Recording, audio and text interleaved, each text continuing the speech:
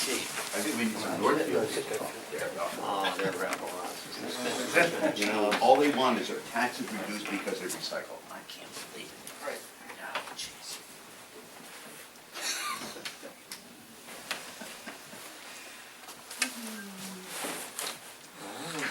What is the clock? This is 9 o'clock. Hands are up. See? That's digital, Big John. hand is up. It doesn't work with the digital. So I'd like to call the Lakes Region Planning Commission Executive Board meeting for Wednesday, October 8th, 2014 to order, it being 9 o'clock. We have, and I declare a quorum present. First order of business is the consideration of the minutes for September 10th. So moved. And Steve? Just two corrections. Oh, okay. On the last page, word roundup, third paragraph. First sentence, replace Tuftonboro with Moultonboro with Tuftonboro.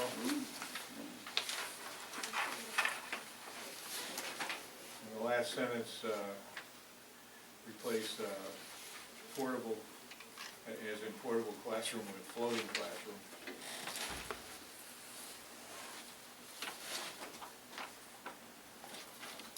Okay.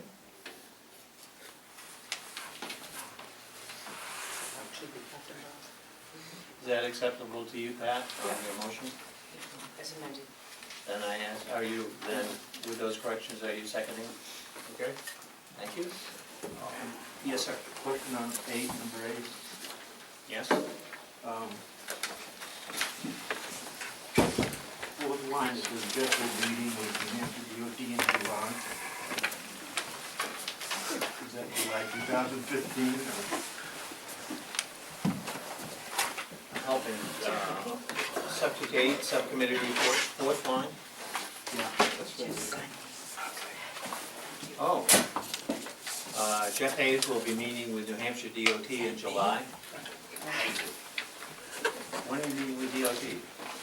I met with DOT on we do a mid-contract review. We have a 2-year contract with them, and so we were 1 year through that 2-year contract and met with them. So that's the correction, instead of will be meeting, it's met with. Met with, okay.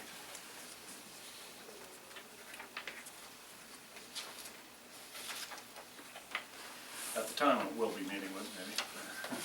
Now it's met. Any other corrections? Okay, then the motion's been made and seconded that the minutes with the corrections be approved. Any discussion? Seeing none, I'll call the question. All those in favor say aye. Aye. Any opposed? It is unanimous. Thank you very much. The next item is the consideration of the draft treasurer's report for September 2014. Do you have any comments you'd like to make on this, Jeff? No, I think everything's sort of going along as expected. You know, the revenues are exceeding the expenses still because of the dues payments early in the year. We have, you know, with the phone system, we have some computer and equipment expenses. But I think everything's right on track.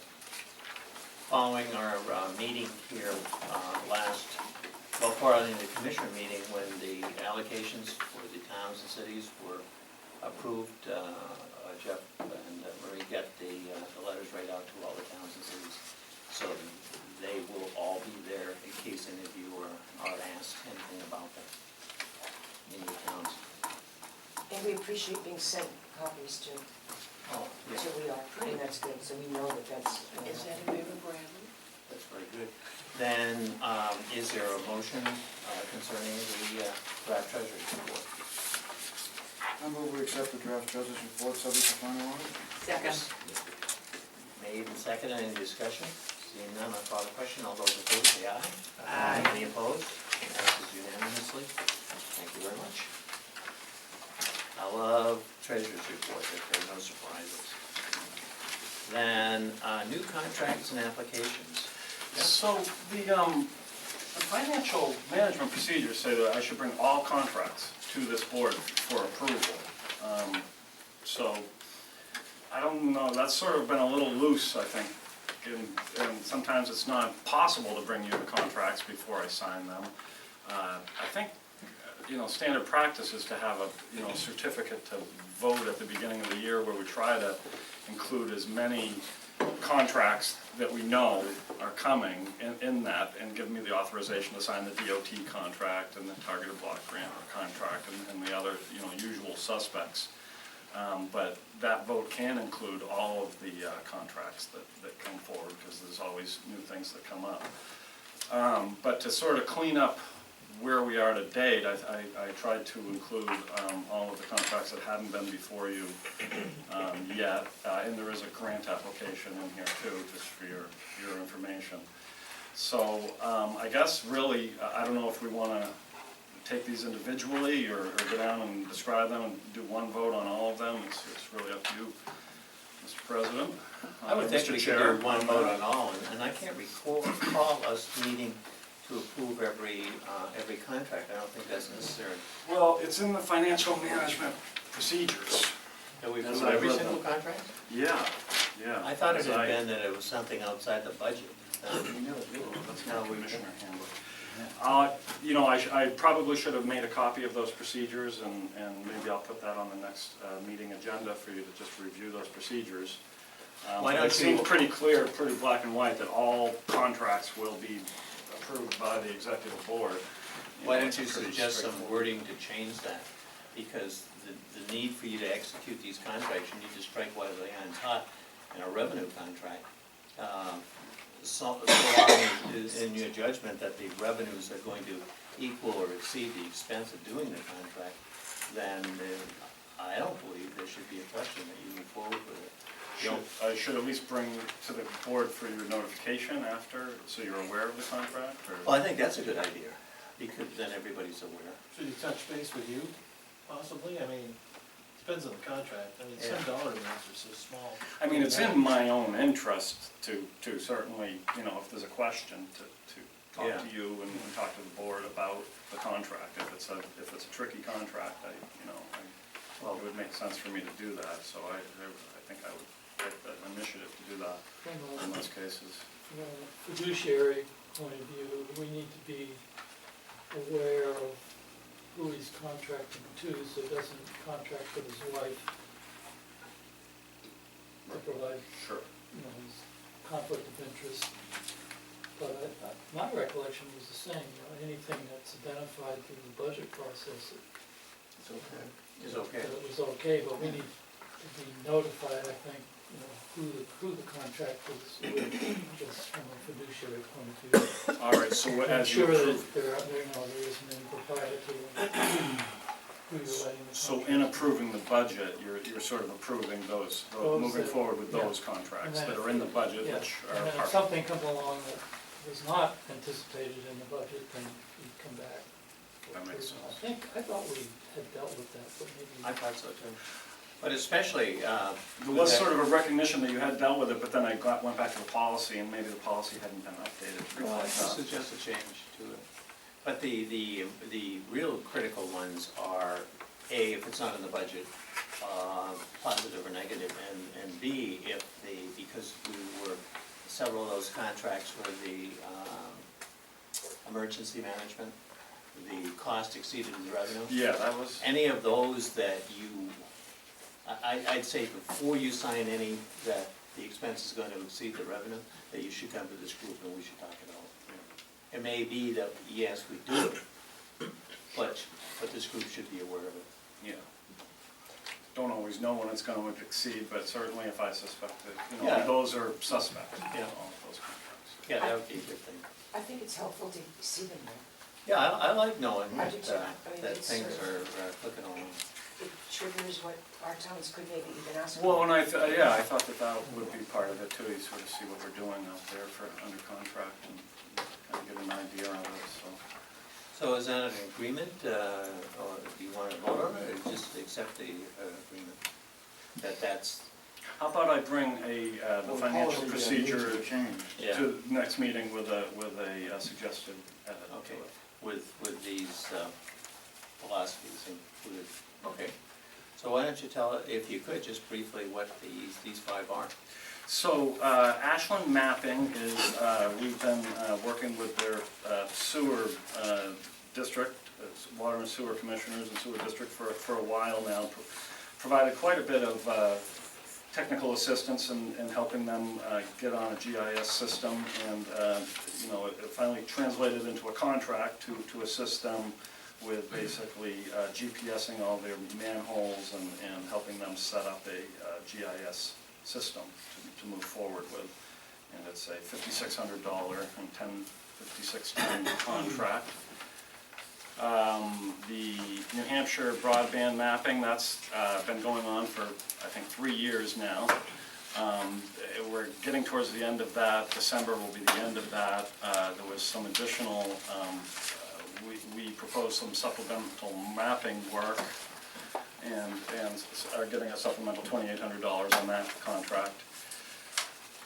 It's the Bristol Master Plan chapter, just one chapter. We're working on the historical resources chapter of the Bristol Master Plan. WB Mason is a contract, it gets into this whole idea of regional group purchasing of services. The state of New Hampshire has negotiated this contract with WB Mason. And when they estimate 60 to 80% discount on many of the products that WB Mason provides. We get most of our supplies through WB Mason now, so I think it makes sense to sign on to this state purchasing contract and get substantial discounts. And I've talked to Warren about that, and he sort of agreed that I should move forward and sign that. The other thing that I wanted to talk to the board about, though, is it seems to me that it would be a smart idea to send this out to our communities and just make them aware of it, that it seems like there's not much of or any downside at all. It's a matter of you can sign up for the contract and you can get the state negotiated pricing on your supplies. It's funny the state didn't do that direct to the municipalities. Yeah. Yeah, it's hard to get the work, like DOT has a, salt purchasing program. Not all towns avail themselves of that program. But Do our member communities know of that? I should do an inventory to see how many do.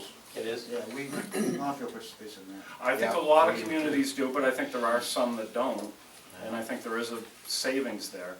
So, I am spending time sort of in the background on this regional purchasing thing, doing research, and I am going to be talking to the board more about that as we go forward. But I just thought that this would be sort of an easy, thing with really no downside to offer out to the communities as an example of how they can save money through group purchasing. Why don't you mention in that memo kind of thing, the SALT program also? Sure. Just because there may be communities that just haven't done it because they've had to change the selectmen or something like that. Yeah, that would be good. Okay. And then the last one is just a brownfields application that we've done for the city of Franklin. It's a planning grant, not an assessment grant, and we've been working, there's several brownfield assessments going on in Franklin. There's a real effort to redevelop some of the buildings downtown, and we've worked with our brownfields consultant, Graderi, and the city and some developers on submitting this application to EPA. It's a pilot application. There's only 20 of these projects that are going to get funded in the country. What is it? I think it's a $200,000 application. We would have a role in pulling together this area-wide strategy. The engineers would have a role in developing reuse planning information for some of the mill buildings downtown. So it's something we kind of did on a very, we only had about a week to get the application done. We got it out, and we'll have our fingers crossed on that. Well, that's excellent. There's one building on Central Street that has, the renovations are now complete. And that's by Frost Agency, but it used to be the old Franklin Co-op Bank. More recently, it's been another bank, maybe Northway or something. If the building stands by itself, the space is all the way around it. And my understanding, the Frost Agency is billing that as the first of many such projects. So there's apparently one that is complete and it's up and running. Yeah, there's a developer who's putting options on several of the buildings downtown, and you know, it's a few things have to come together to realize that, you know, to keep the momentum going, certainly, but there's, you know, certainly a big need. Any other questions to Jeff about any of these contracts? Well, thank you very much.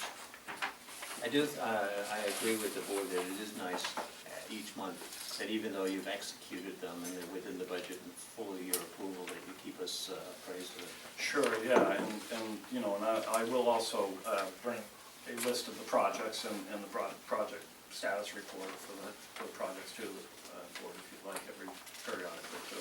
Yeah, periodically, quarterly, or that'd be excellent. Okay, the Lrpc FY14 audit report, correction pages. Yeah, that is just, there were just a few typos, I guess you'd say, on the audit. We put the correction pages right into the, I didn't get the typed correction pages from the auditor in time to include those, so I just wrote in the changes. You can see on page 9, it's just, you know, 630.14, not 13, and there's a, you know, the deferred income, there was a small change in that number, so a change in that number.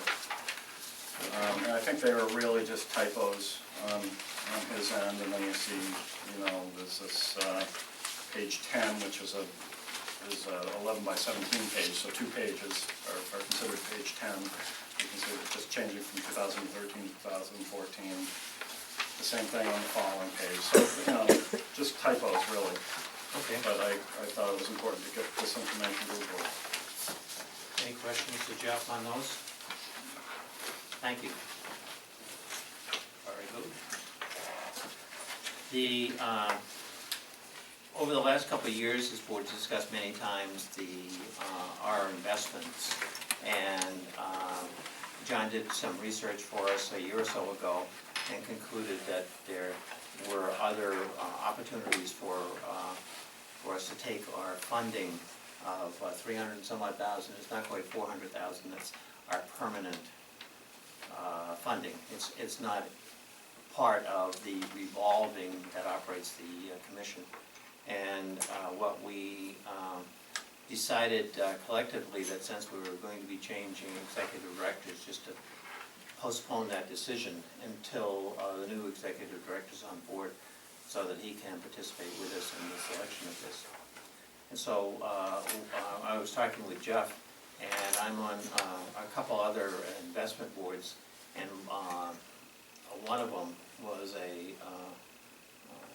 one that had close to $1 million involved, and we had it spread all over in different banks and this and that, and we pulled it all together and talked with different providers of financial services, and came up with that prior to that, the organization really needed to have an investment policy, so that when you go to the different providers, Morgan Stanley or the banks or whatever, you could say to them, here, this is what we really want to do. And then they craft their proposal against that investment policy.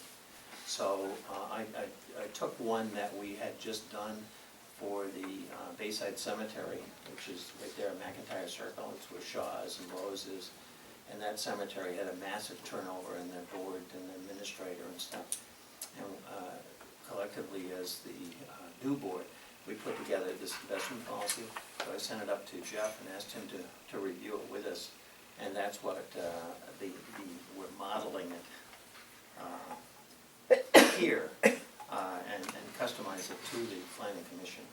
But it did seem that when that group went through its process with the Bank of New Hampshire and then Morgan Stanley, there was one other concern that we went through. Both of them needed this document in order to prepare the proposal. And so that's what was sent out to you ahead of time, that's what you have in front of you.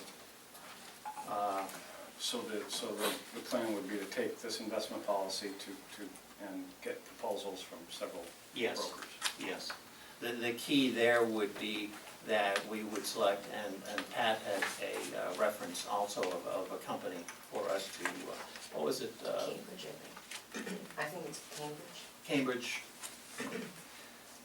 And then we would send this, and Jeff would do this, depending upon if we review it, any comments here, just giving you the scope of things. And then he would present to them that we have 300 and some odd, whatever that number is, dollars to be invested.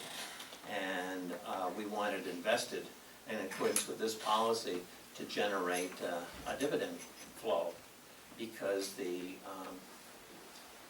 approach that I believe that they'll present to us is that for us to invest according to this policy over a spectrum of different companies, solid companies that generate a dividend cash flow, and our opportunity off of the 300 and some odd thousand should be maybe to put another 10,000 or so from a dividend cash flow into our operating side, and so that we have, we can decide that as a group, of course, but decide on that the stock appreciation continues to appreciate, but that the dividend cash flow comes off in terms of operating, so that we can bolster up our P&L. Currently, we're only generating like $500 or something from the state program. And granted, it may be, and the thought always was, well, it's extremely secure. Well, there's a point that you can't afford to be extremely secure anymore. Duh. And where organization after organization is moving in this direction of, again, from a policy to an investment. And yes, the total amount of our invested funds will vary depending upon the stock price of the different companies that are selected. Then just realizing that it's the dividend cash flow that is the important thing. So what our thoughts are is that there is a formal finance committee of this organization. It consists of the officers, the chairman, the vice chairman, the secretary, and the treasurer. And that we would, with Jeff doing all the work, solicit the proposals, and we'd review them, and then we would present the proposal that we'd like to recommend to this board. And this board and the executive board in the entirety then would have an opportunity to talk about it and either concur or not concur, and then we would just move forward. It's remarkably easy to transfer the funds. Whoever we select as our investment firm does that all. And then we follow up with them initially, like every month, until we get comfortable. Then you might lengthen it out to every quarter or something of that nature. But what they do, like Morgan Stanley does, is that when they accumulate the dividends, because all companies pay dividends on a different schedule throughout the 12 months, is that they send those dividends directly into an account, into a cash management account here. And you already have the cash management account set up, and so it would just be the flow into it, and then we would get the reports as to the level of that activity. Is it hitting the proposed cash flow? So where this had been sent out, I would like to open the discussion to any comments or anything according, looking at the proposed investment policy. Anybody have any? Yes? Is the investment manager the company that we come to? Yes, sir. It's not an internal position, that's External, yeah. find was that when we asked the Bank of New Hampshire for a proposal, and it was very well done, they make all their decisions internally, and they have two people doing that. Where when we asked Morgan Stanley, or their recommendations are from their firm, and down to the local office, and the local office for Morgan Stanley is in Guilford. It's right off of the bypass, it's on Route 11. And so there was a substantial intelligence and recommendations from a company like that. It could very well be from the company that you're suggesting as well. But that was one of the reasons that we selected them. But yes, they would do all the work and present things to us. So they're gonna notify us in advance of making any purchases or moving funds around, or? No, it's more or less, if that's why this policy is important. They go by this policy, and then they make those adjustments. And how often we ask for the, Jeff, and we'll get monthly reports from them. But then I'd say for this board, it's like, to start things off, it's at least quarterly, to see are they performing as they had proposed that they would perform. But they make the decisions about what fund and when to buy it and when to sell it. I So- think the critical issue that we need to have some discussion on would be the allocation guidelines. And I don't have a feel for what's common for organizations such as ours. The distribution between fixed income and equities. I guess I would I don't have a question feel for that. on common stocks. This leads me to believe that they would have the capability to invest in individual companies. Correct. It's a combination of individual companies and funds. I would lean more towards an index type fund where it's not individual companies, That would be my feeling too. but more index. There's been a lot of good articles recently, research that shows index funds beat the experts every year. And that's what Clark Howard would tell you to do. Clark Howard? Radio guy. Radio finance guru, Oh, no. Those. every day on the radio. Well, maybe what we should do is bring those, the question of allocation, and these other discussions I've had with them, that's why there are brackets in there to allow for them coming back. But this isn't a gambler's type allocation. It's a balanced with 25 to 35 in either fixed income, which is generally bonds or bond funds, generally not individual bonds, and we don't have enough money really to be taking positions in too many named bond funds. But we can talk with them about index funds, and what we can do is get their presentations, their proposals, and then circulate their proposals so that we all have a chance to understand what they're proposing, and then either whittle it down or have them come to this board and make a presentation so that everybody has a chance of asking like this index fund question directly of them, so that none of us are in a position of trying to answer for them. One thing they probably will tell us is that, of course, it costs money to have a manager fund. And so there's their fee, plus if you buy an index fund, there's that manager fee as well. So they would say, let us buy stocks individually and just pay our fee. Well, they generally, I think it's like 1% annually of your fund balance. That is their fee to do this. Yes, it is not free, but the experience has been that 1% is one heck of a good investment. That's a very reasonable rate. Because I always talk to people, I have an investment manager personally, And when people say, well, you have to pay for them, yes, you do.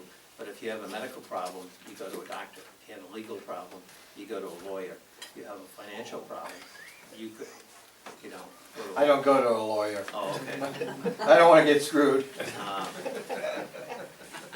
The same thing with investments. You need to have specialized talent in investing. I think John made a good point, and that is, we had an investment advisor, and we were getting nailed with fees associated with the funds, whether it was a fee at the upfront or at the back end when you sold it, and we were getting fees from the advisor himself. So it wasn't clear, and when we asked him, how much do we pay each year, he couldn't tell us. So I think your idea of 1% is the way to go, and there'll be no other fees. And they don't get commissions on the stock. They're not like a typical Right. broker that individually you go to that would get, they'd say, our advice is free, but we can get a commission on the buy and sell. And then they churn your portfolio to maximize their commissions. This is not that type. This is a 1% of your balance, period, without those fees involved. Right. But nothing will be better than hearing it directly from the horse's mouth. So that each of us, because each of us has personal experiences in organizations where we're doing things like that. Sorry. Usually turn around. Is that the United Nations listening to us? What did you say? I was asking whether that was tied into the United Nations. Oh. It's BBC. So, what do you all think about this approach? Is that, I think it's good that we're doing something, taking some action. and no decision will be made except by the majority of this board doing it. And we'll solicit out proposals. Does anyone have any other firms that you think that I had suggested to Jeff Meredith Village Savings Bank, because they are our bank now and hold our two accounts, our money manager account and our checking account. It just seems out of common courtesy that we allow their wealth management group, and that's the division that would be doing this. And so if we go to Meredith Village Savings Bank, we go to Morgan Stanley. Bank of New Hampshire was another. Well, I was thinking, and if we do the I'm concerned that the Bank of New Hampshire and Meredith Village Savings Bank are going to be close to the same kind of proposal. And so that it's, and I've just had this experience with the Bank of New Hampshire.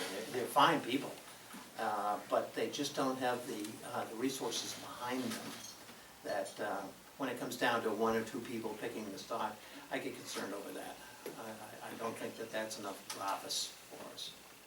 So if we do that, and we do the firm that you suggested, and we do Morgan Stanley, are there any others if we get 3 proposals like that? And of course, at the end of it, we can all decide, nope, these 3 aren't it, and we're gonna go further. Or someplace else. Is that okay? So it'd be Morgan Stanley, Meredith Village Savings, and Cambridge Investment Associates. Could you get the contact person for Jeff for the Cambridge? I'll ask, yeah. Thank you. I would suggest First Manhattan. They're out of New York City. We use them, Is that a bank or a financial firm? financial firm. Oh, okay. And I'll get you the contact information. For these firms to do the proposal is not a huge process, because what each of them have is an internal model, and that they would take our funds and combine them with other people's with the same model, the same principle, and that's how they leverage their cost side. And so it isn't like there's a specially designed portfolio only for us. It would be, they'd look at us and see our objectives and say, oh, okay, they'll go in this family of groups, nonprofits, because a lot of nonprofits are doing this kind of thing. Yeah, I think query New Hampshire Municipal Association and the Association of Plan Commissions, just to get a feel for consensus allocation for similar type organizations. You know, 50-50, 30-70, what seems to be the balance between risk and Revenue. revenue. That's an interesting thing too, that in your association of the other planning commissions, you could ask the other executive directors, what are they doing with their investable funds? And if a company pops out that they're all going Merrill Lynch or something like that, it may be that then you ask for Merrill Lynch to make a proposal. Okay, That's a good. we have a meeting tomorrow, so. Oh, good. I had really bad luck with Merrill Lynch. Well, I'm using that as an example, that they, you know, if the whole world's going one way, sometimes you have to question yourself if you want to go another way, you know, and there may be recommendations from the group as to different firms that we should consider. But I think moving that money so that it can start generating a cash flow for us is very important. And it's been something we've all wanted to do now for several years now. It seems to be the time to do it. Okay, well, if there's no disagreement with that, and if you do have any comments about this policy, let us know, and we'll move forward. We'll get the proposals. And yes, Jean? Well, this is not my field, so I have no expertise in it, but Wells Fargo, is that It's a very large bank. Yeah, Yeah. but that does handle investments. Yes, they do. All the large the banks do. It would just be, well, maybe again with the associations, you could ask, you know, did they go the bank route or did they go the financial? You know, I don't know how many of the other RPCs have reserve funds, but I think some do. Well, and you can gloat. Right. Why do we have reserve funds? Report, sometimes the contracts are, it's really tricky to make money here because of our source of funding is from our contracts and pay for work. And so if the dues side, if we're able to put any of that away, and some organizations have a policy that every year you put a certain percent into your long-range funding. And maybe when things settle down and we get this thing figured out, we can look at that.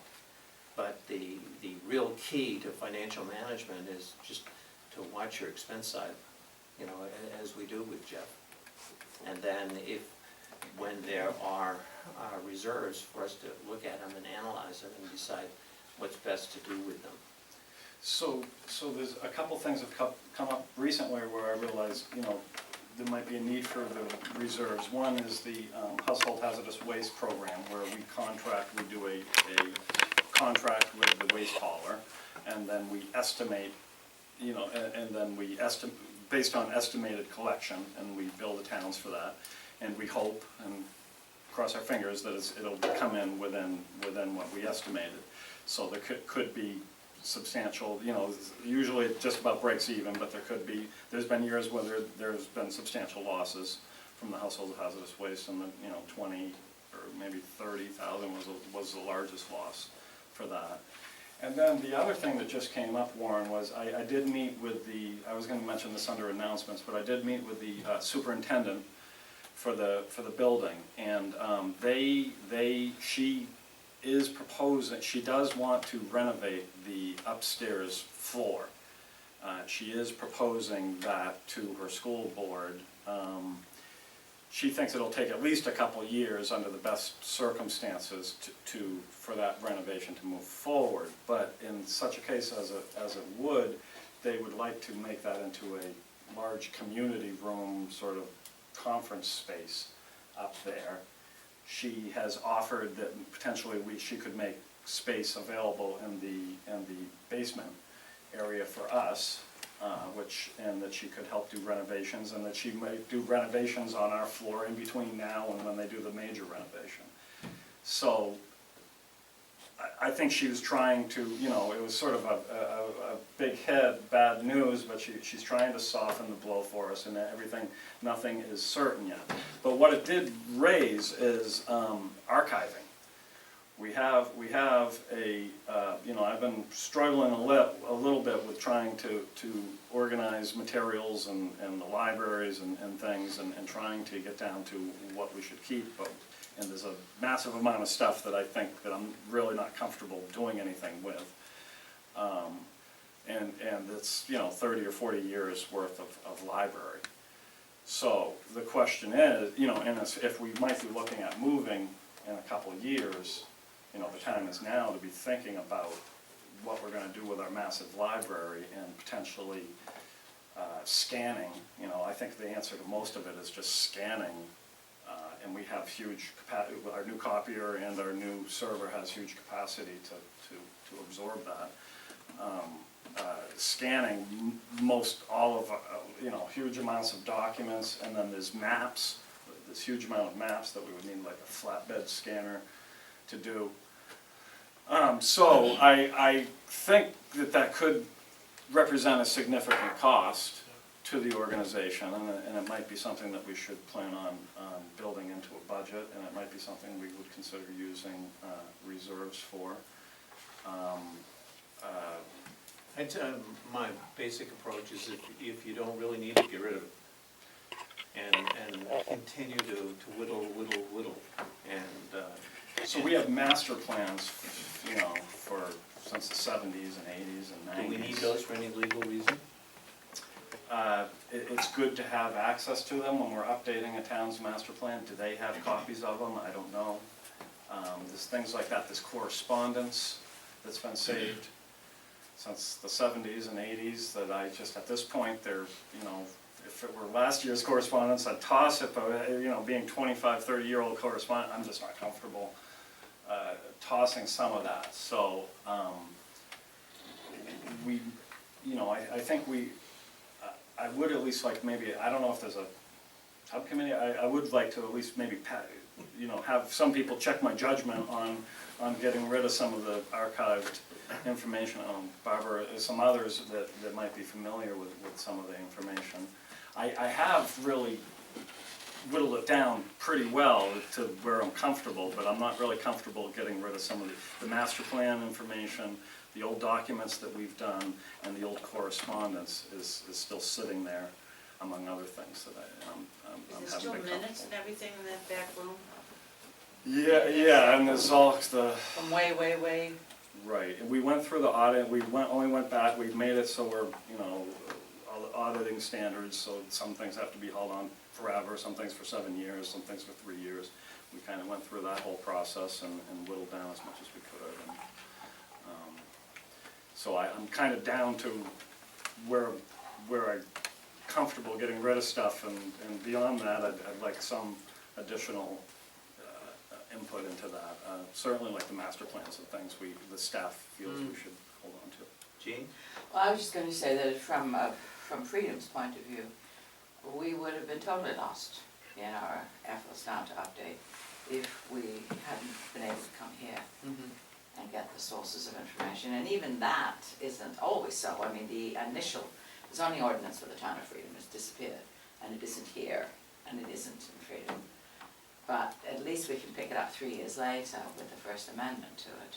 But that's here, it's not in Freedom.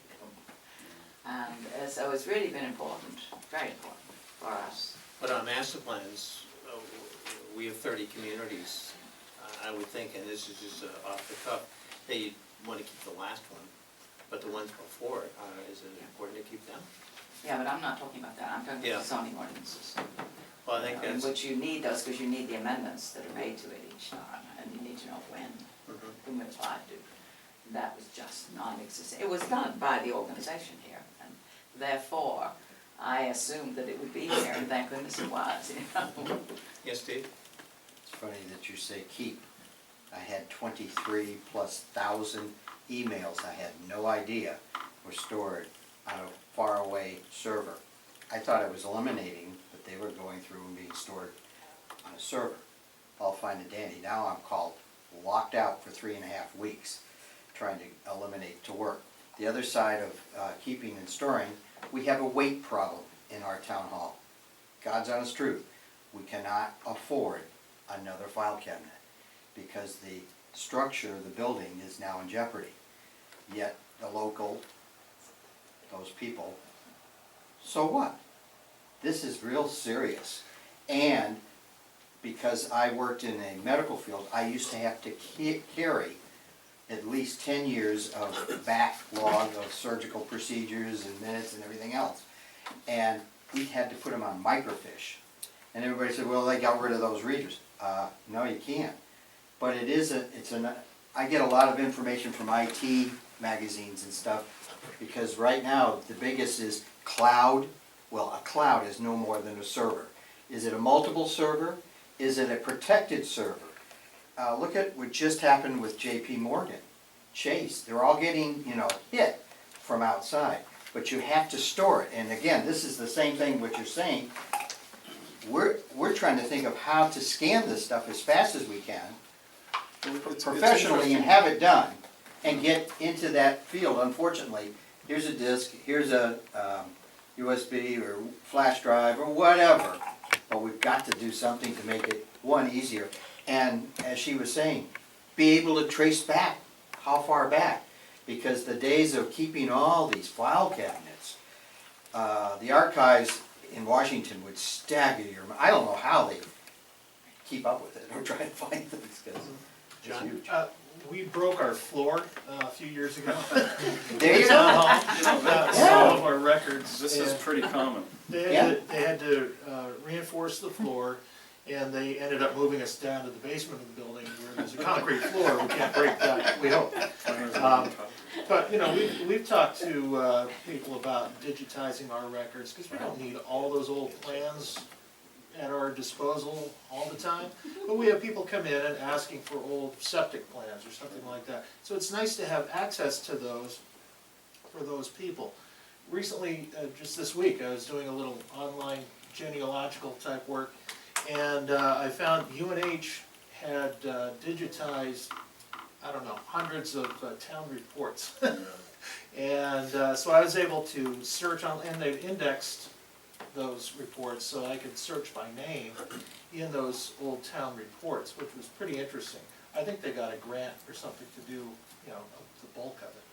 But that might, I would think that it would be good to keep those at least in a digital format, master plans. Now, you may not need to keep the really old ones. Maybe you just offer those to the towns where they came from and say, we're purging our records, would you like these? And let them take care of.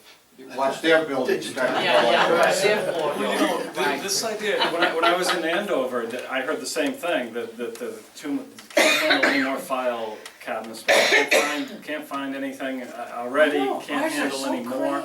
And I don't know if it makes sense or not, but the idea was maybe this should become a regional service. Maybe this is something where we need to, if we need to purchase equipment or whatever to start archiving our stuff, there's probably other communities that could use similar service, and maybe there's an economy of scale here, if nothing else, and providing that service out to our communities. So it's another thought of something that we could do. I think like master plans and things like that, I would think that we would want to keep. I know even old versions, the old versions can be very useful, to refer to.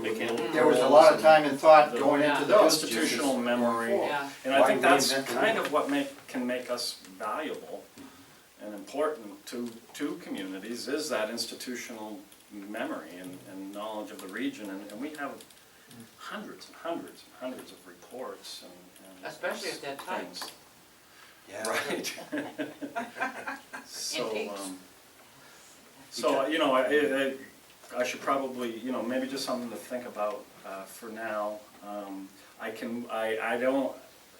haven't come across any grant opportunities. I have talked to some colleges about, potential librarian interns and things like that. I could definitely take another look at that and see if I can find grant funding Our to our assist. town clerk was looking at some kind of a grant here not too long ago too, so I don't know where she saw that. I could ask her. Yeah, that would be really helpful. I think facing the issue is, as you're doing, is really important for many, many reasons. And one of them being that if our current landlord is proposing different space arrangement, anybody knowing the amount of space we have upstairs, it's huge. And do we need that amount of space to operate efficiently and effectively and professionally? My answer would be no, we don't need that amount of space. The conference room really has become obsolete because it's not, they're talking about putting an elevator up there. Really? To make it accessible, because there is that big meeting space up there, but it's not a very conducive to meeting. Yes, Steve? When we were talking about investments, I thought about, does everybody know what happened yesterday? The market crashing? No, better than that. Better than that? Oh, yeah. $1.9 billion purchase in New York City. Oh, yeah, the. Oh, the Waldorf Astoria, Astoria. yes, By Chinese. yes. So guess where my money went? To the Chinese company? No, into the redo of all that building. I just happened to call my son-in-law, who works in Boston, has 10 projects going on right now, and he goes, that's where your money's gonna make money tenfold, real quick. But anyway, it's just real funny, the Waldorf Astoria. Right, I And I read get that. this big thing, it popped up in my email finally that it's working again. And he says, invest now, like that kind of thing. It's just like, Right. wow, when you think about this Bank of China that we have, unfortunately, locked into, and they're investing it back on us, New York City is really up for sale. Yeah, more and more of the coveted brands. That's being right. brought up. It's really amazing what's going on.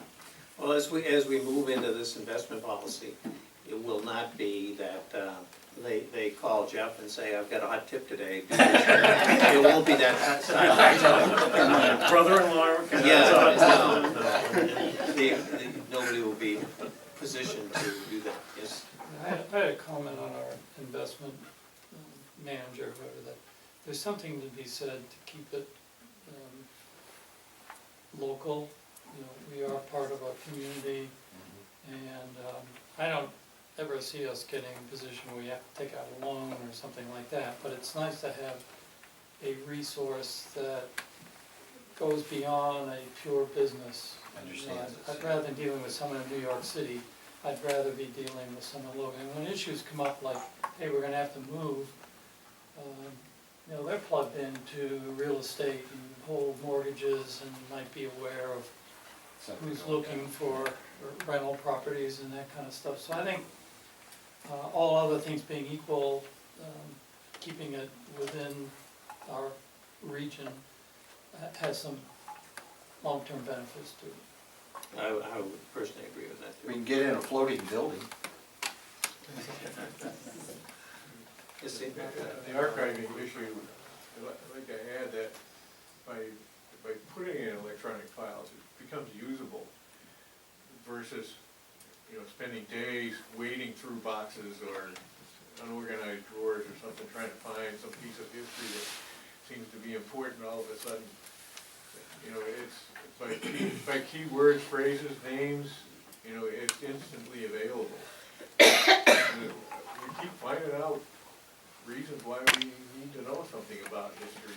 I think some of those things come up in lawsuits and other things. What was the wording of an approval or something like that? But I could see a little summer factory here with cheap summer students.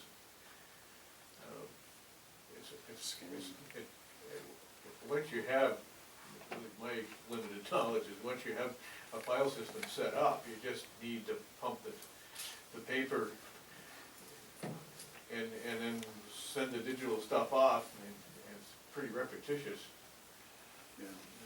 But whichever financial firm we select, the funds won't be locked in that by an action of this board, we can, as we can now, draw them down.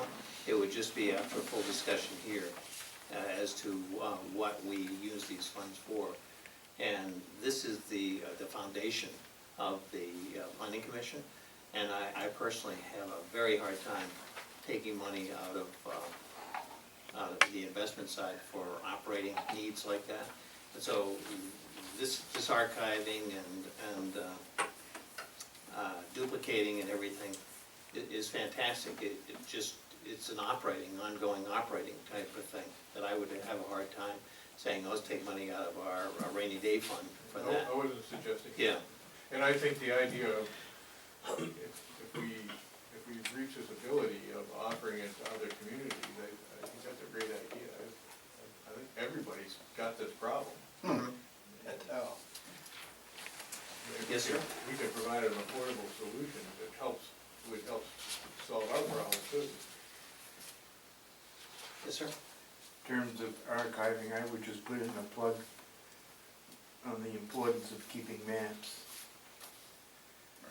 The written word is one thing, visual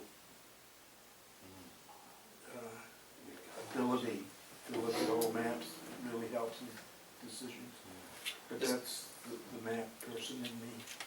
Well, it's a delicate balance between what you keep and what you don't, because somebody said something about lawsuits, and I've been subject professionally in my former firms of having, all of a sudden, you arrive one day and a sheriff comes in and says, here's a discovery notice, and we want every single slip of paper you have on this subject. And it's like, oh my God, where if you keep cleaning the closet out all the time, you don't have all that stuff.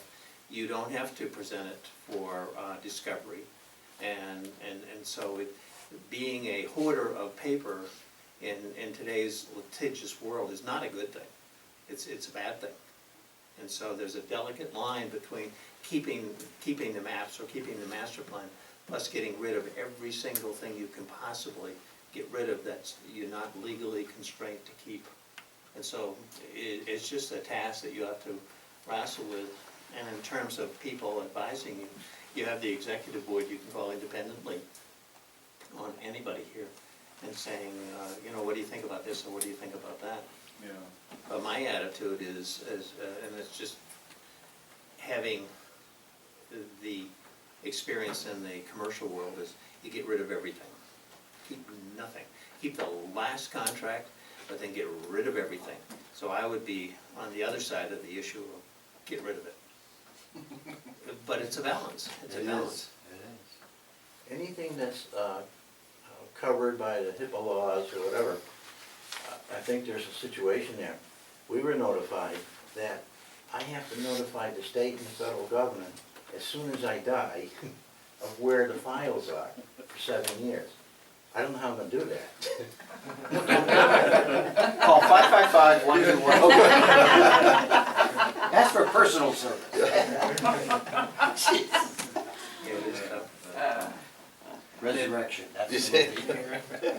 So, but as far as the investment policy, there is no change in the investment policy. We talked about the index changing that, but I think we came back on that, so.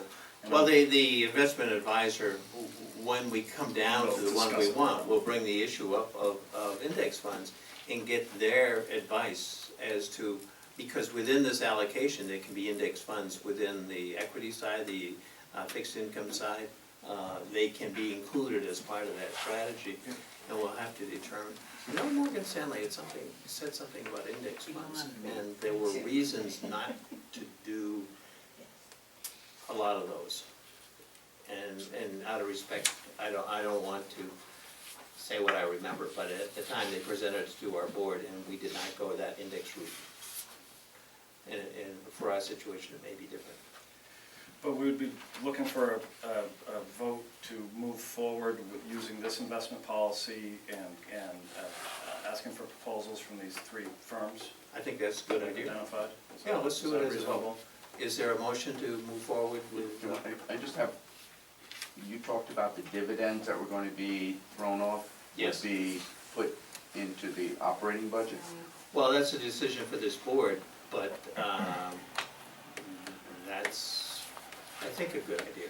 I was thinking that it would be, maybe it'd be a better idea to reinvest the dividends, and they would grow instead of being spent. Well, what we can do is with the, course, we can change when the it from time to proposals come time. in, and they say, here is what we believe that we can throw off in dividends for you, then as a board, we look and say, oh my gosh, here's, just pull in a number, here's $10,000 a year that we did not have, what do we want to do with it? And then as a board, we can say, okay, we want 50% to go into, to reinvest, and 50% into the operating side. We do have a very tight operating side all the time, and so to augment that up, because we just had to spend money for copiers, computers, telephone systems, and now if we do, as a group, decide to move into the scanning and that kind of thing, it will need funding. And our first objective is to get the level of funding, and then the second is to decide what the devil to do with the stuff. One of the things that's coming down the pipe here is with our new DOT contract, right now we have to provide a 20% match for our DOT funding. It's about a $400,000 grant. Right now we're able to use toll credits from the state, so we actually don't have to put up a match, a cash match, to draw down those DOT funds right now, but we're kind of being put on notice that those toll credits may not be available for our new 16-17 contract, which means that we're gonna have to put up our part of our dues or something as match and tie up more of our discretionary funds for that purpose. So I think, it is important to be thinking about, non-federal match funding and discretionary funding. If you just could keep everything from changing. Yeah. There's a typo, item C, if we're gonna vote on this thing. Yeah, it should be finance committee. Yeah. Yeah. I also feel uneasy, there's a number of quantitative issues in here. Maturity of debt security should not exceed 10 years. After we send this out and get feedback, we may decide, we may get advice to change these. So I feel uneasy saying this is our policy. I could vote on a draft policy subject to modification as we move down the road. I mean, it's a starting I was thinking, a draft policy to canvas proposals. Yeah. Right. Yeah, because that's exactly what these other groups did. That when you talk with the investment advisors, they go down through it and they say, well, I'd recommend this or I'd recommend that. And that's when we'd listen to their suggestions. So if everyone understands it is a draft, it's not fixed in stone policy. It does have draft. It's titled draft. Yeah.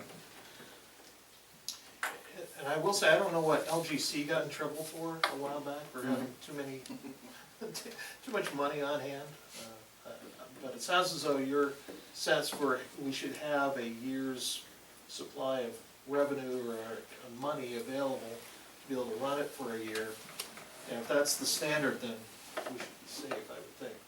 But LGC, I know, had overcharged or something and didn't refund. I think the way I understand that is the municipal association, there's three organizations. There's the health trust, health insurance, there's the investment pool, what do they call that, and then there's the New Hampshire Municipal Association. Municipal Association basically was being subsidized by the health trust and the insurance fund. So, the Municipal Association now, I think they used to have about 30 employees, they're down to 4 or 5 employees.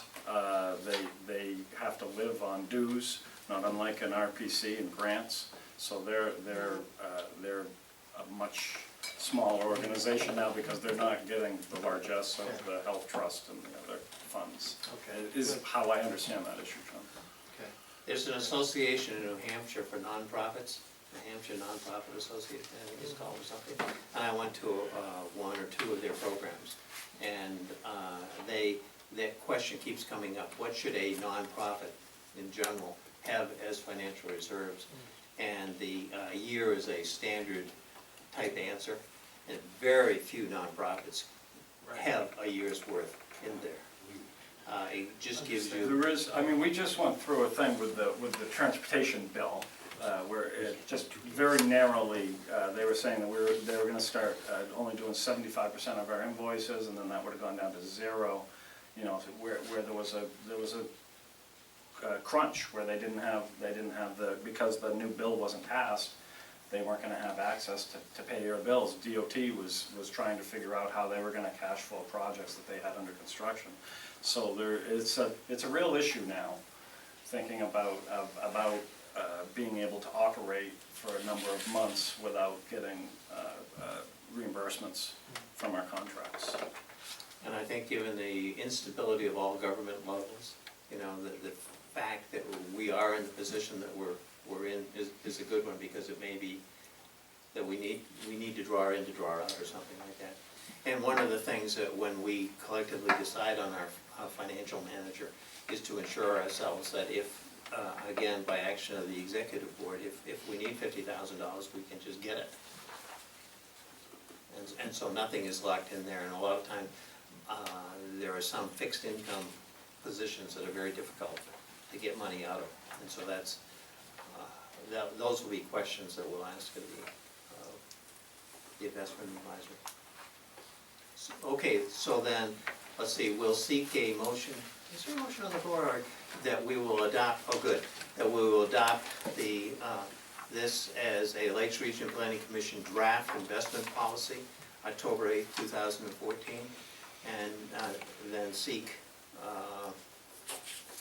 proposals from a variety of different managers, and we'll bring those back here. Do you want Merrill Lynch? Or you got enough from them? I don't know. I don't either, I just thought I'd throw it out. I do have the contact information if anybody wants it. I'll tell you after. I think that we should have a variety, and that we should have the Bank of Meredith Village Savings. That gives us one type of investment, and they are our banks now, so to give them the courtesy of that proposal. And then at least a couple more of financials. So the list I have now is Morgan Stanley, Meredith Village Savings, Cambridge Investments, and First Manhattan, Right. and potentially Merrill Lynch. Well, why don't you ask your association tomorrow Okay. if they're using any other, and proposals don't cost us anything. And it's just a case of them making a proposal, and for them to do it, it's like press F1 on their computer and out comes the proposal. So it isn't, it doesn't take them that long, and they're very aware of nonprofits. That's part of their business.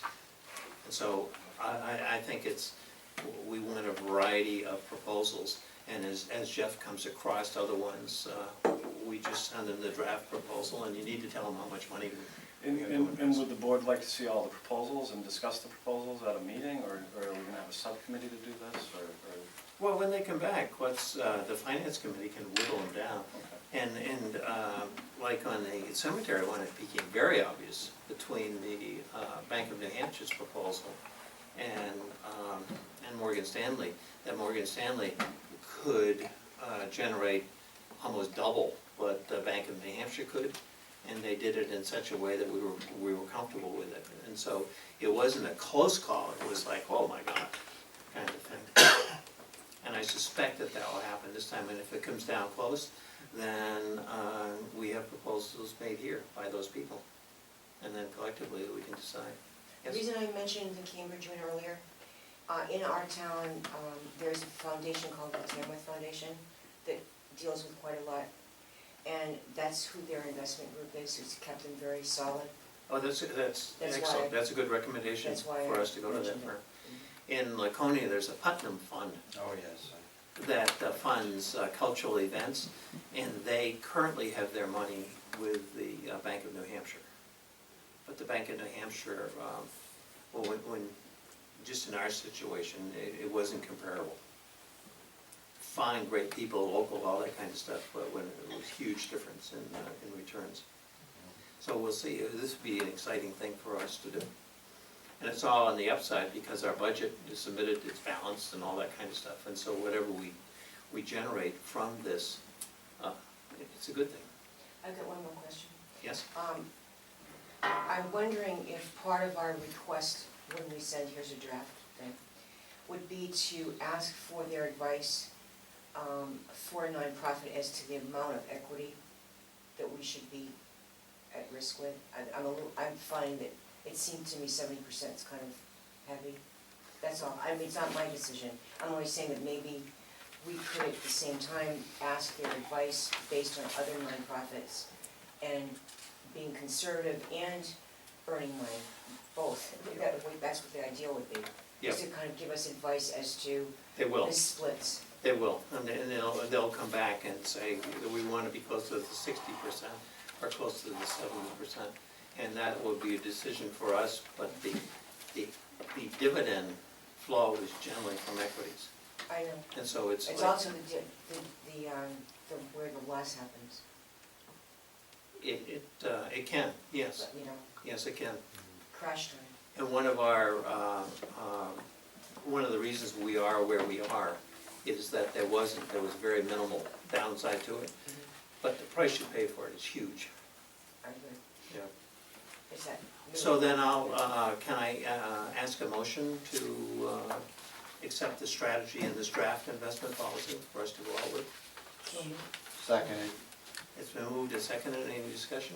Just with the correction of a couple of typos is all. Yeah. Public there for it. And they're discussing the transportation alternative programs. Anything else you'd like to add about the TAC? No, I think that's, Okay. Lakes Region Plan Advisory Committee, Jean, would you like to? Well, just that we passed the plan. yeah. Just that, wow. It was overwhelming. Unanimous. Yeah, it was unanimous of the commissioners. Yeah. Yeah.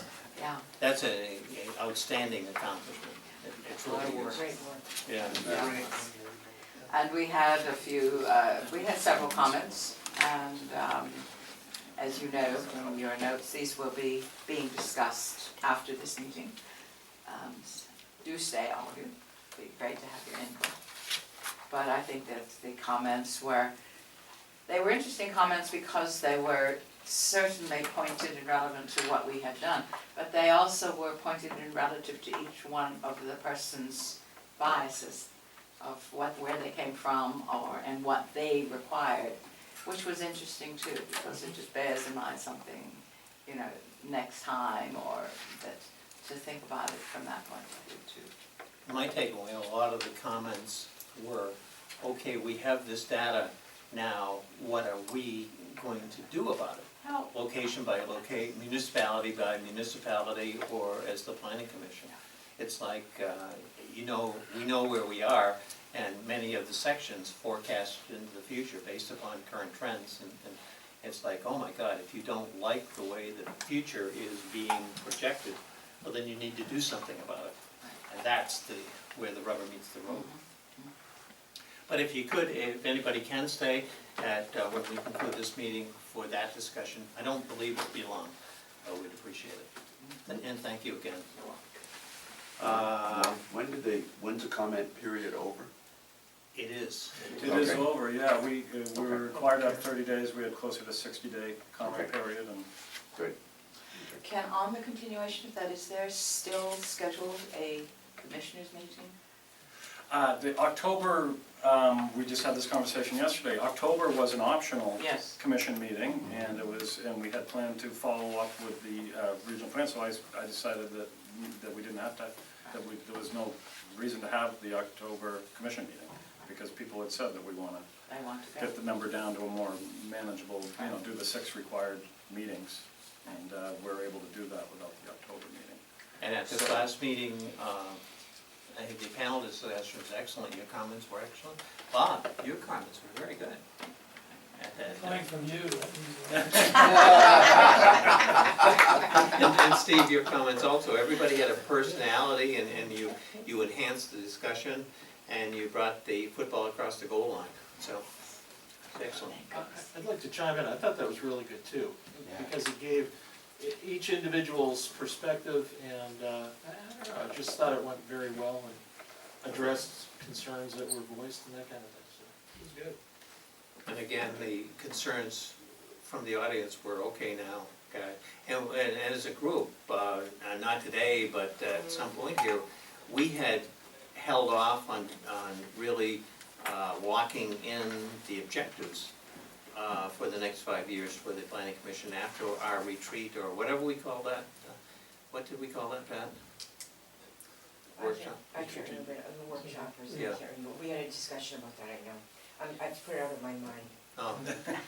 Well, we did bring a lot of You're too young objectives to have forward, no and we idea. decided to wait Yeah. until after this plan Because we were was arguing developed. about what it should be called. Because Oh, okay. then we, as a group here, need to refocus on that and what are our objectives. And that's evolving. Okay, broadband advisory committee, Jeff? So the November commission meeting will be I believe the broadband plan will be our main topic for the November. So this Friday, we have a broadband stakeholder group meeting that you're all invited to, obviously.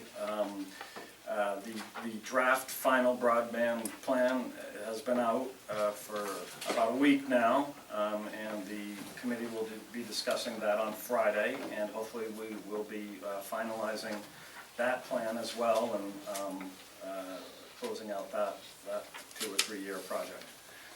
Did the subcommittee on broadband from the SEDS, did those people receive this report? Because in that comprehensive... Jerry, I'm not sure. I know we have, Marie, I don't know if you can answer that. We have a broadband stakeholder group that I think is different from the SEDS broadband subcommittee, but maybe some of the members carried over. Jerry, who worked on the SEDS, is also working on the broadband plan, so I'm sure a lot of those people were captured. I'm just thinking out of courtesy for all the work that they did do on the SEDS program. And Henry Lippman was a proponent of that. And he was mentioning that over time that group got smaller and smaller and smaller because they couldn't see their work developing into anything. And we're transmitting this electronically, right? Yes. And so if you would just look at that group and then for the other people, just out of courtesy, send it out. They may have good ideas or something. Yeah, I mean, we're up against, I mean, we're having this meeting on Friday, but we can still send it out, but we're not, yes, we'll do that. What time is this meeting on Friday and where? 10 a.m. here. Thank you. And just for the record, Mr. Chairman, the broadband plan that we have is too large to send it out by email, so they'd have to access it by logging into the website. Well, you could tell them, the email you send out could tell them how to get to it. We can provide a link to it. Yeah, Right. the link to it, that would be excellent. Thank you. The New Hampshire Trail Authority, is Tink, Did not get a report from him this month. so now there can't be a bee under his bonnet. Then the NATO news, NATO news, a lot of information there. Where the RPCs are, this HUD launches $1 billion National Disaster Resiliency Competition. We're working with New Hampshire CDFA, is the organization in the state that receives the CDBG funds and grants them out. The 9 RPCs are working in cooperation with New Hampshire CDFA on this opportunity. The NOFA is out. We have until March, I think, to put in the application. But this seems like it's going to be a very good opportunity. You know, they're planning on something like 60, pretty much every state should be able to get a major award, a $1 to $2 million or more award is what's, you know, simple math tells you and what they've announced. So it seems like it would be a major program for the RPCs to work in competition in combination with Community Development Finance Authority. You know, we're doing the hazardous mitigation work now. This will be different than that for sure. We haven't determined what this disaster work would be, that it could go in a number of different directions. So that the governor's office is involved, and UNH is involved, and DES is involved, and we're meeting with Taylor Caswell, who's the executive director of CDFA, tomorrow at the Lrpc director meeting. Excellent. So that's hopefully going to turn into something substantial. And, you know, I'll just leave it at that. There's a lot of other information in here if there's any other questions about some of this other information. Glad to answer it. Any questions of the other information? Okay, thank you. The executive report was enclosed. Any questions to Jeff about that? Or Jeff, do you want to make any comments about the executive report? I don't have anything in particular. I mean, the big news is the regional plan and the broadband plan. You know, the new phone system. The hazardous mitigation plans, again, are pretty well, you know, that 10-town contract that's been our bane for a while now is pretty much complete. So that's very good. And so, yeah, and then we talked about a little bit about transportation earlier. Okay. Any updates about the luncheon meeting that's going to be held? I took that survey online, it was a very simple one. And unfortunately, I'm not going to be able, I'm not in town on October 16th. Yeah, there's some, I think I had a conflict too. Nothing really new on that. There was, there was an increase in the association dues this year, and part of what they're doing with that increase is having this free luncheon for commissioners, to give a chance for commissioners to I actually voted against the increase in the budget, but it passed. I think 6 of the 9 directors voted for it, so it passed. And they're having this luncheon. The idea is to, you know, provide an opportunity for commissioners to get together from different regions, and there'll be have some discussion about maybe a conference type event that could happen in the spring, and this luncheon would be used to start that discussion with some of the commissioners. Okay. And Winnipesaukee Public Health Council Board invitation? Oh, yeah, so I just went to my first meeting yesterday. The whole state has been broken up into health regions. And this it falls pretty well within our regional, our 30 towns, but it's a little bit different. The Wolfboro area, the Carroll County communities aren't included in it, but most of the, I think almost all, or all the rest of our communities are. The idea is that there's going to be a regional health plan for each region done by next summer. I think what's really going on here is that, you know, health and is an awful lot of money, awful lot of our economy is being spent on healthcare, and the idea is to have these local health councils that will help to have action plans and identify unmet needs and health concerns in their communities to hopefully make our healthcare system more manageable. What state agency is the? New Hampshire HHS, Health and Human Services, I believe is, Nick Tompus, the commissioner is. So it's under that umbrella? There is another group from Laconia, the Stability Partnerships, Financial Stability Partnerships. Mike Pearson from that group, I guess, has been established, been around for a while, has a bit of a parallel function. They were at the meeting yesterday, and there was discussion about working in concert with that group.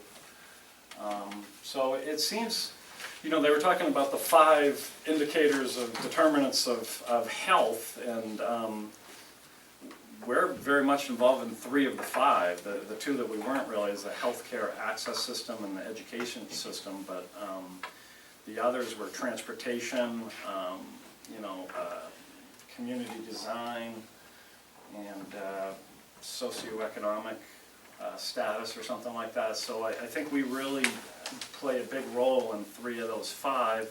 It was interesting. There's a lot of interesting parallels there, and in looking at models for other regional commissions around the country, and we've had these conversations. You know how regional commissions are looking at new areas and beyond federal funding and more local and regional involvement. So this is an area where, around the country, a lot of regional commissions have really played a lead role. So it's something that is interesting, I'm investigating, and I'll be reporting back. Excellent, thank you. Board roundtable, anything John happen? had something. Where were these people coming from? Well, most of them were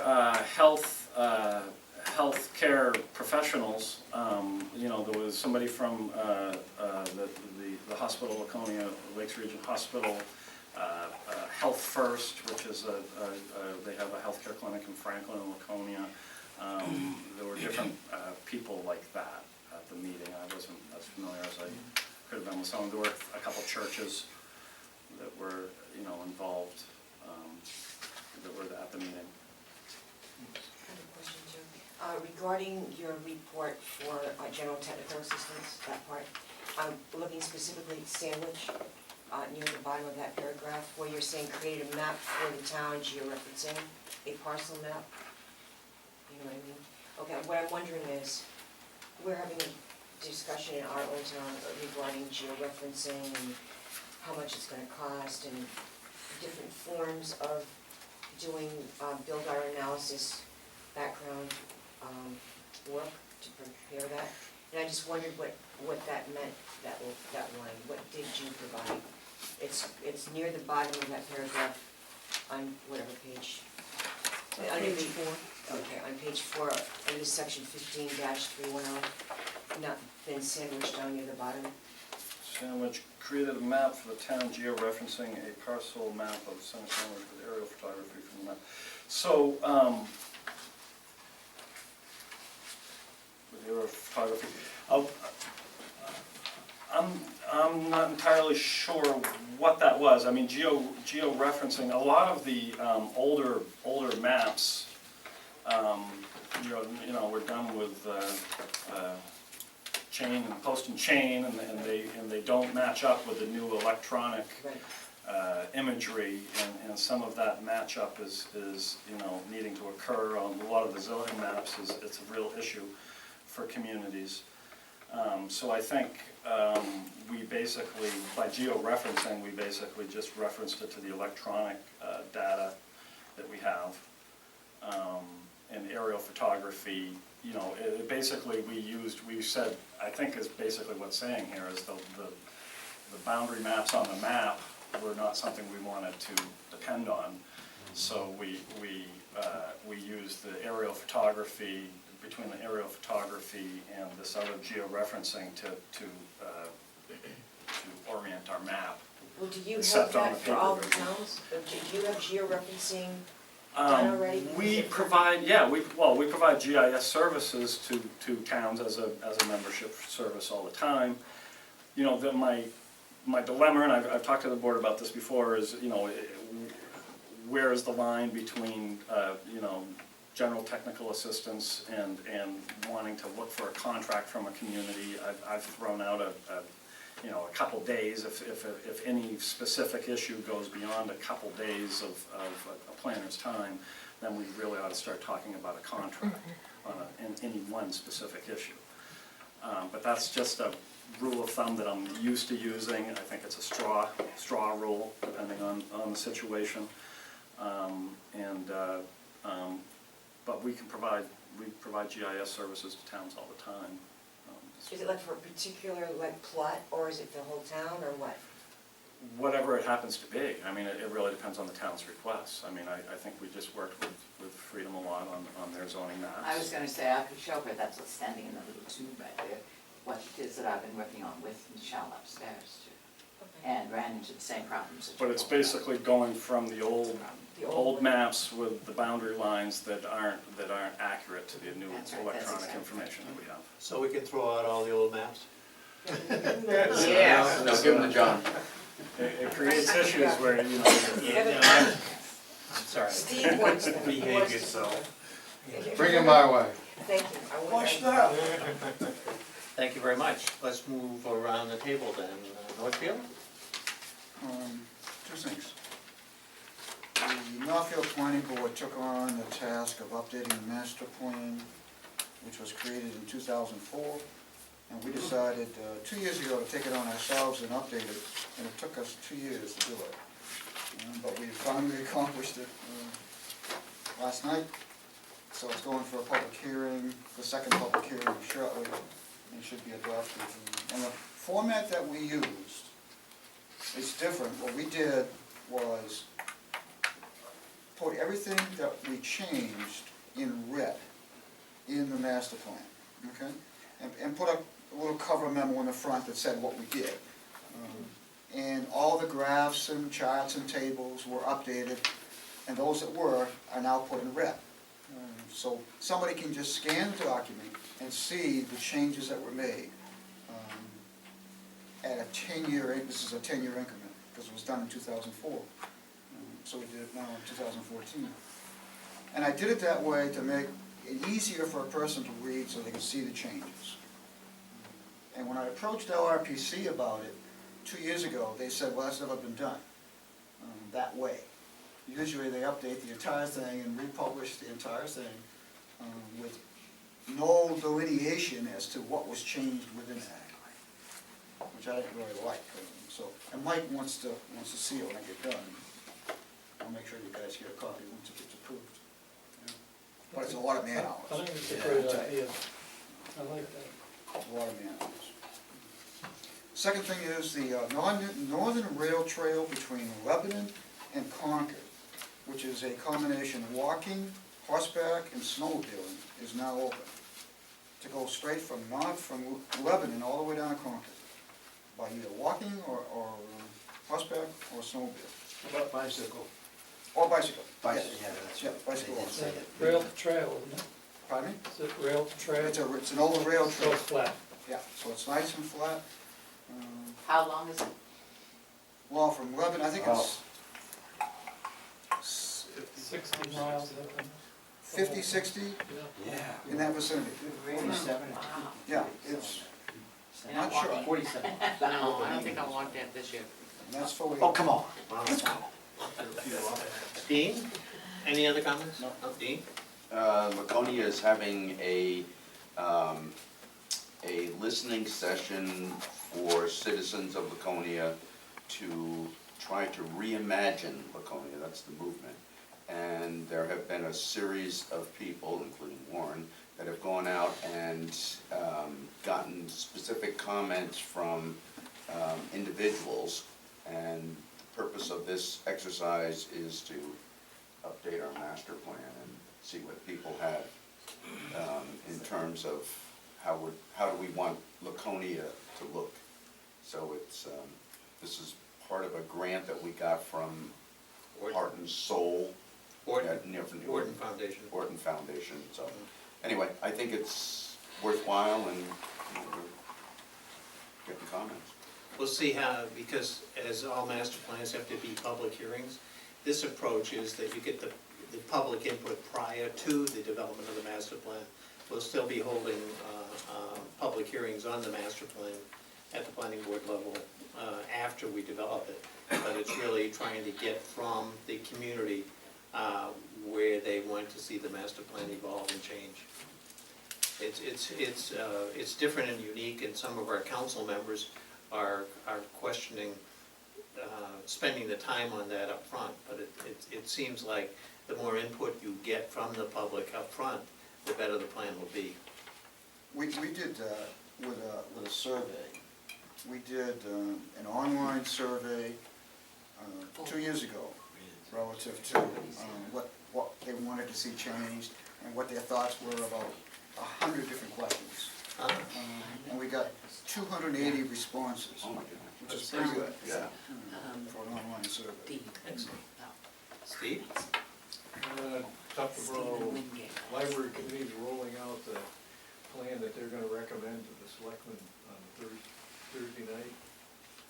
And the Muir Lake Watershed Committee is in the process of picking a engineering firm to provide a solution to the erosion problem on Town Road next to Muir Lake. That's close to the news as far as I know. Oh, thank you. Pat? Yes, we are in the midst of planning for our forum, which is November 1st, which is called Agribusiness. And we've been gathering restaurant chefs and owners and grocery stores and farmers, and we have requested that the planning boards and select boards of Freedom, I always have to think about the order of this, Albany, Freedom, Madison, Ossipee, and of course Tamworth, and we've added Sandwich to that too, have representatives of those agencies as well, so that they could kind of talk to each, for two purposes. One is, yes, the farmers and the retailers of agricultural products, that's the most important, but also having the officials of these towns in one place hearing the same information gives them an opportunity to kind of get to know each other better. And I believe a lot in regionalization, and that's one of our mission statements for our Economic Development Commission. Thank you. That's what we're doing, November 1st. Barbara? Sounds good. Oh. Well, Marlboro is looking to, I guess, establishing the need for and the feasibility of constructing and operating a possible gym facility. And they did send out a card, and there's a survey online that we have to fill out to see whether we like it or not like it, or what, you know, but anyway, I'll be there. something. Interesting. Jean? Selectmen are working with a group that has existed for, I guess, for several years, but hasn't met often. Called the Dam Committee, and the Dam Committee is kind of important. We don't give a damn. That's been the problem. In fact, Effingham just walked off it, they haven't participated whatsoever.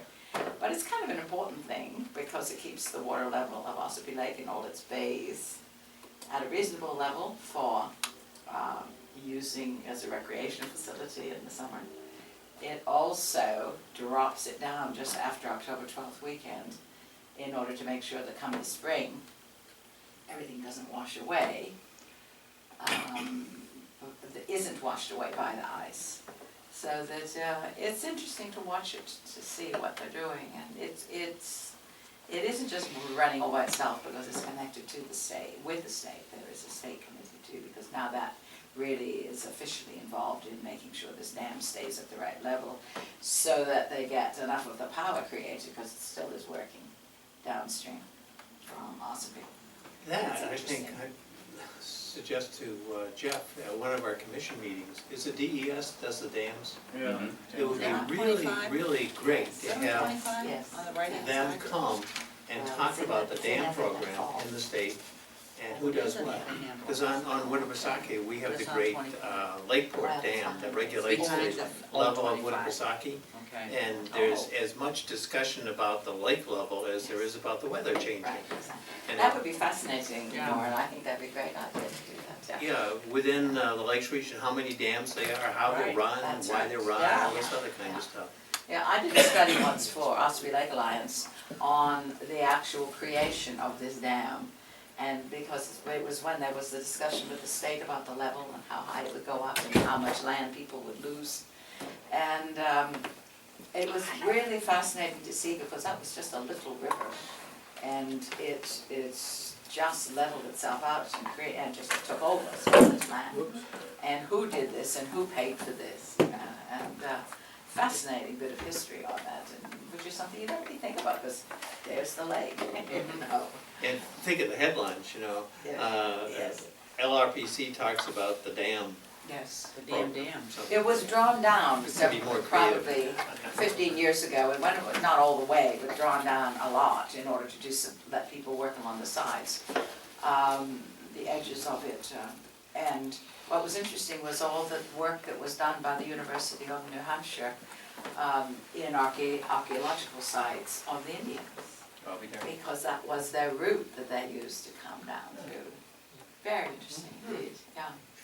This would be fun.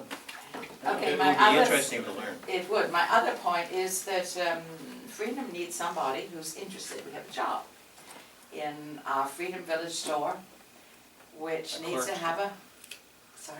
A clerk? No, it needs a manager. Oh, It's actually funded, it's a funded job, and it requests a manager to run it. It's run as an artisan shop, but it does sell lunch, does have lunches that it sells. And it is the gathering center for the community. It is the community center. But it's all volunteers except for this one person. And it's a part-time job, it's not a full-time job, but it is 10 to 2 every day that it's open, and Saturdays and Sundays. So if anyone knows anyone who's interested in this or who has this capacity, the job is there and it's kind of fun. Thank you. John? Hanover Conservation Commission is busy doing their annual survey and inspection of conservation lands. That's the big item in town at the moment. Walking the boundaries? Some yes, some no, it depends on the nature of the easement. In terms of water levels and dams, if you go Google, I do this almost every day, Google NHDES dam, and the Dam Bureau pops up, and about 3 items down, you can go into real-time information. You wouldn't get Winnipesaukee level, the discharge at Lakeport, and cubic feet per second, elevation of Lake Winnisquam, Silver Lake, and the flow and tilt of the Winnipesaukee River. And you can go to other sections of the state and get real-time information, over like the discharge at Plymouth. It's fun to watch it. Winnipesaukee is right on. Hey, John, you gotta get a life. Thank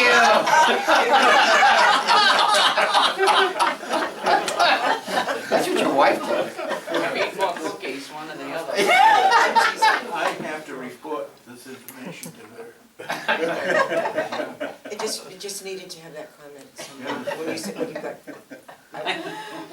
we'll have to come up with another hobby too. Yeah. I won't tell you that one. Thank you very much. Anything else, John? I would like to add to that, that we do the same thing on the Lake, Ossipee Lake Alliance does it through a man called Bob Smart, whom I think I've put you in touch with before to be somebody to talk about this dam. When you talk about this dam thing, it might be interesting to talk about him. And they do that, and they send that out to people all the time. You'll suddenly get an email that says, we've had all this rain coming in from all the rivers coming around, and it's gone up this much, so that you take a look at where you put your boat and see things. I'll be darned. That's great. Thank you. Damn. Yes, Mr. Faber. I want to thank Jerry and yourself and the committee that did this. I've already submitted information to our space needs for our school situation. In Bristol? In Bristol. We're also doing it on police and town offices. But this is very valuable now. We're doing the same thing in our master plan. We've done the talk around. We've tried to get that to come back at us for our master plan. And it is amazing that through this meeting that we had last week on the draft, how few people showed up for it. And I thought this is the most valuable piece of information right now that you can't go, oh, gee, what happened in this town? This is done. This can really, really help. And it's one piece that New Hampton's going through a growing pain. We're all trying to grow, do something better than nothing. And like Freedom, where do you go to get information? Here is the only place we have access to. And if we don't preserve this and have it accessible, it's amazing what will drift down the river. And by the way, I took care of 65 dams in Rhode Island during the 2010 flood to try and get them all to talk to one another, because the guy at the top during that flood let his go and creamed 64 more dams downhill, because the state turned all the dams over to individuals. And there's some people who just wanted it in the family, and a lot of them, of course, were done with granite, built by granite blocks. And it was interesting to see. We just had a marathon in Bristol, and the number of people that have come to this marathon from all over the United States to run. And a lady sitting across the table from us at the spaghetti table had one of these dams in Rhode Island. And I just had mentioned, she says, oh, you're the one who called. No, I tried to get them all together. But But it's difficult, and what John is saying is being able to go online and find this stuff today, I think is very, very valuable, because we have ours controlled on Newfound Lake every day. You know what's coming and going, along with the Canadian geese. Yes, George, New Hampton? New Hampton, we have a rehab center coming in, hopefully. And it'd be quite large, and it's on the exit 23 and 104. So we're looking to see what happens. Mostly rehab for physical disabilities. Oh, outstanding. And I was just mentioning to George, we got the brochure from the New Hampton School, and they have explosive growth. And not only their physical facilities and their academic program, but their financial side with capital campaigns and things. It's just, it is tremendous what that school is accomplishing. They get a tremendous number of people who, when they die, leave money and stuff like that. Tremendous. Wow. Great. Yes. I just wanted to ask some questions. Is it working in association with the Lakeview Rehab Facility in Freedom, by any chance? I think it has something to do with place, this is a private company. Yes. In Lakeport, is it? I think they got a center in Lakeport. Yeah. Genesis, is it Genesis? They have a new facility in Laconia. I'm not sure now. I'm not sure about that part of it. Well, from a personal perspective, for all of us, the more rehab is available for us, the better. Why, did you have a standing reservation? He's got a sitting reservation. Oh, it's sitting! Bob, Holderness? Nothing's going on, well, since we're talking about schools, Plymouth State is also undergoing a massive redevelopment of their athletic complex, and which sits in Holderness as opposed to Plymouth. And the plan is that it will be made available to the community program, so it's a massive. Is this going to be in part of the floodplain that floods? It's in the floodplain, yep, And they know that it floods? yep. Okay. Being designed accordingly. Yeah, push the water. John Guilford? We've been in touch with Taco Bell after last night's denial from the county. No, I'm just kidding. Just share our information. Swooped right in. No, our planning board met on Monday, and John Morgenstern, who's our other commissioner from Guilford, he's chairman of the planning board, and he brought up the Lakes Region Plan and would like to get 11 copies of the 40-page version so that we can all be familiar with that and make sure that what's in there is being incorporated into what we are doing. We try to take a look at our master plan on an annual basis and make small revisions as needed. We haven't made any revisions actually in the past 10 years. The plan's been in place. We've discussed them, but I think we're going to this next year.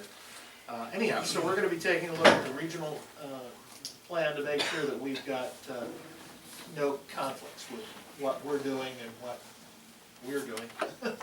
Would you make sure, please, that the budget committee knows that you value this resource from the planning We commission? will do all we can to make sure the budget committee's aware of that, yes. Thank you very much. It would be nice in Moultonborough also, if the budget, if the selectmen realized the contributions of this regional plan was developed. Because Jeff annually, he gets to know these people very closely, these two budget committees. Super. I would like to comment that the Black Brook program that Dean is hard driving is working in conjunction with Guilford. And because this Black Brook meanders behind Walmart all around, and they're working on a study to determine its pollution effect and then what to do about it. And the two communities are working together, and it's very nice to see that. Most of the drainage area is in Guilford, and so that's, you know, the town senses its obligation to, be participants in that and making sure that we're doing something to help out with that. It's not just your drinking water either, it's also Guilford's drinking water, what little municipal water we have. comes from the same source. So it covers our commercial area with Walmart and all those stores, and then there are a few homes as well. So it's important for us too. So It's great to see communities work together. Yeah, and one thing I didn't mention was, the United Way has one great day of sharing, I think it's called, not caring, but sharing. And the United Way honored our request and gave us a number of people to help clean up some of the problems, garbage in Black Brook. And a firm named Aquaponics. Aquaponics? John Jude? Yeah, John Jude volunteered his equipment and people to go in and help remove milfoil and other debris, tires and things like that, that had gotten trapped in Black Brook. So we've already got it flowing better, but we have a consultant, as Warren said, that is doing a study for us, and so we're moving on. It's Aqualogic. Aqualogic, yes, Yeah, that's Aqualogic, sorry, I gave Good it to that. remember that. Great. Aquaponics. I think I've reported the projects in Laconia are ongoing, and the main bridge project's coming along just fine. It's shutting down for the winter, and then it'll start up again in the springtime. But the section downtown, and they're replacing water lines, and there's a lot of infrastructure work that is being done. Super. Any other subject to come before this august body? Then seeing none, I'll ask for a motion to adjourn. So moved. Second. And there's a motion and a second, any discussion? Seeing none, I'll call the question. All those in favor say aye. Aye. Opposed? It is so declared. And thank you all. Our discussion meandered a little bit, but it was very, very important today. And I like the fact that everybody's contributing here, their experiences and things. And I want to thank you all for coming down from Andover and Freedom and all these other places. Flyway. And I'm glad We that didn't even get any rain in Freedom this morning. Oh my gosh, We oh got my gosh. And you people, did it rain? Oh my Yes. gosh. And Well, I went up online and I saw that Freedom didn't get any rain. Right.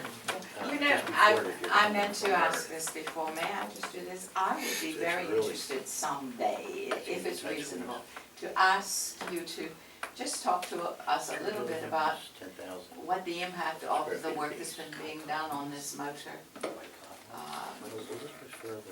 motorsports. Because of the fracas that went on before and the fact that the wetlands ordinance was defeated. Has the state held up in this? I mean, has this worked? Has it not worked? Is it too soon to tell? It's probably too soon to tell. And it's being continually booked, and I believe the opening will be next year. And then we'll hear. But we've had we'll hear them. horrendously heavy rains this summer. And I just wondered whether I that really, wouldn't have any way of knowing. is there anybody in the town who does? Well, in other words, as far as like going You would up have and to checking it out research. and Yes. you know. I think it just might be interesting to Yeah. find out. Yes. And when it's possible, That's a very you good know, point. if it worked to do it this way, or whether the town is really suffering. Why don't we all just stand up for a minute, and then Yes. we can get into the Lakes Region Plan. We'll do a walkabout. Is that what they say? That's right. A walkabout? It's called the Marshall Rule. Yes. Marshall Rule. Marshall You have to Rule, get up and yes. walk every hour. Yeah, that's, just in case they're filming. I think you should. Rosemary's filming. Oh my gosh. Yes, I got, Winter I had to coming, deal with you know. Homeland Security.